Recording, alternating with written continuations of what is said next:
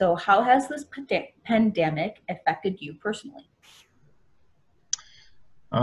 This is Lenny. Just speaking for myself personally, and for the record, Leonard Raymaker. I'm the Assistant Chief Interpretation at Wind Cave National Park. Just on a personal note, obviously, like a lot of people, we were teleworking for about 2 months, from about the middle of March until late May. Everyone in our division here, my work group at work, was teleworking. We closed the visitor center. On a personal note, my family moved to online schooling. My wife was trying to teach online. My kids were trying to learn online. I was trying to work online, and we needed something fun, so we went out and adopted a dog, and that's been our COVID project, has been a dog.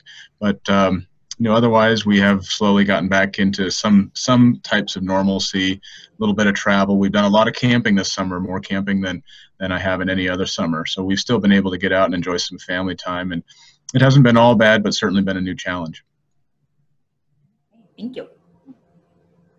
I'm Lori Hines. I'm the lead interpreter at Wind Cave, and like Lenny was saying, our whole work group, the entire park, for the most part, went to telework, and I live alone, so it was isolating because not coming into work every day and seeing people, while I'd see them on videos, it's not entirely the same. I am personally introverted, so it wasn't as bad as it could have been. I know it was pretty rough for one of my friends who was in the Park Service and likes to be social, so that was interesting for him. But I am grateful that I have a pet in my house, and I'm grateful that, as part of our work group, we did, during telework, decide that we were going to meet outside on nice days. And that was for our seasonals as much as I think it was for us, just to have that face-to-face time. Part of my background here at the park is doing distance learning. And while I love the virtual, how much everything can be virtual, it does not replace in person. So I think that that's something, the positives of, like Lenny said, adjusting to a new normal of we're wearing masks at work and still able to somewhat have meetings from a distance in person, that we're adjusting to that new normal. I think we're doing pretty good with it. So yeah, definitely been impacted, but feel pretty lucky that it hasn't been heavily impacted, I wouldn't say. So. Okay, thank you. Yeah, COVID is definitely very different. Like I was explaining to Lenny earlier, I was working at a job at Mead Wildlife Area as an environmental educator, and I lost that because of COVID. They terminated my position. So it is very impactful, and doing the all online stuff, online is a little difficult for me, especially schooling wise, just because I'm more of I have to be there type of learner. So me too. Yeah. So how has the pandemic affected Wind Cave, the park overall? Yeah.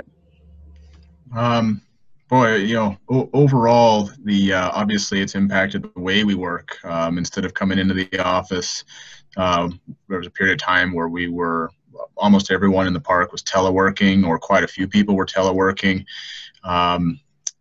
Most people are back in the office now, but we still have some members, permanent members of the staff, that are teleworking, and we're all kind of navigating our way through that. But generally, we're back to working together at the park.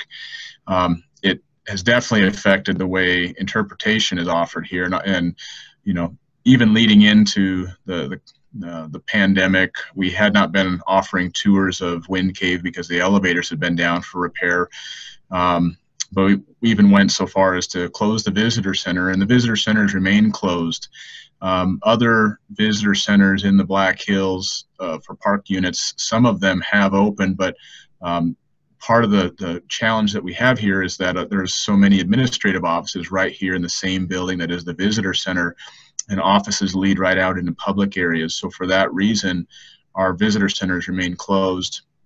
to the public, which has been a real challenge then to try to provide services for the public. So what we did is establish a contact station out on the front porch of the visitor center.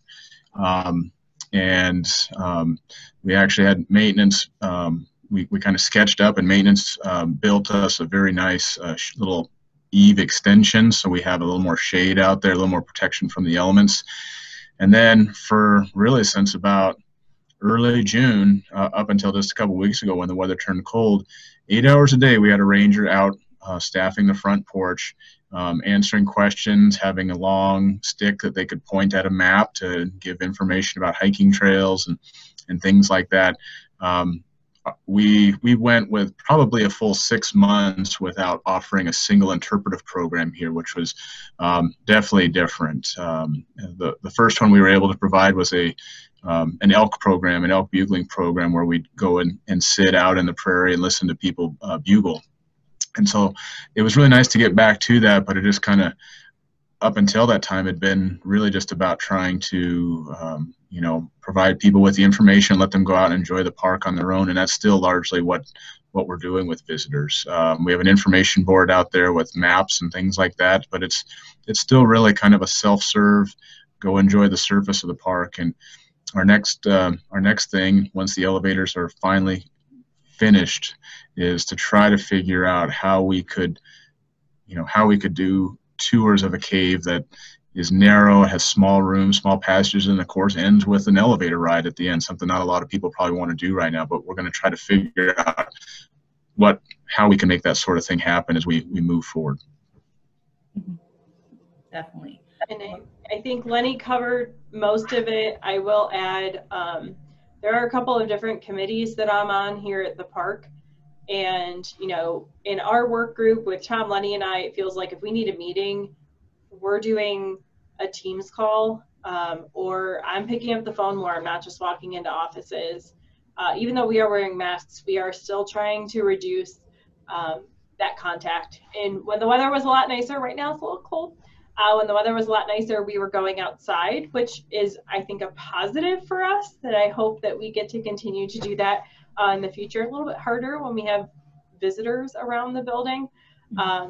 Without that this year, it made it a little bit easier off the back of the visitor center. So that, I think, is definitely a positive that came out of this, that we did work through some challenges and found things that worked for us, that kept us safe, but also kept that kind of interpersonal relationship going. And the same thing, the different committees within the park that I'm on safety committee, and we would meet by our VIP center. We have a bunch of picnic tables out there, and we would each have a picnic table, and we would have our safety meeting outside, which is really nice for park rangers to be outside. I enjoyed that for sure, instead of in a conference room. So some positives, I think that, we've learned a lot from this. I think I'd like to say that we've grown from it, and some things that even once the pandemic is over, I think some of them are going to stick around.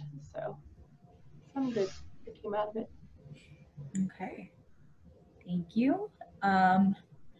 Next question I have is, have things since the shutdown, have they improved, declined, or kind of stayed the same for you and or Wingate? Which shutdown? Or I should say the Pandemic? quarantine. Yeah, Okay. Quarantine. The pandemic quarantine. Lori, I've been going first. Do you want a chance to go first?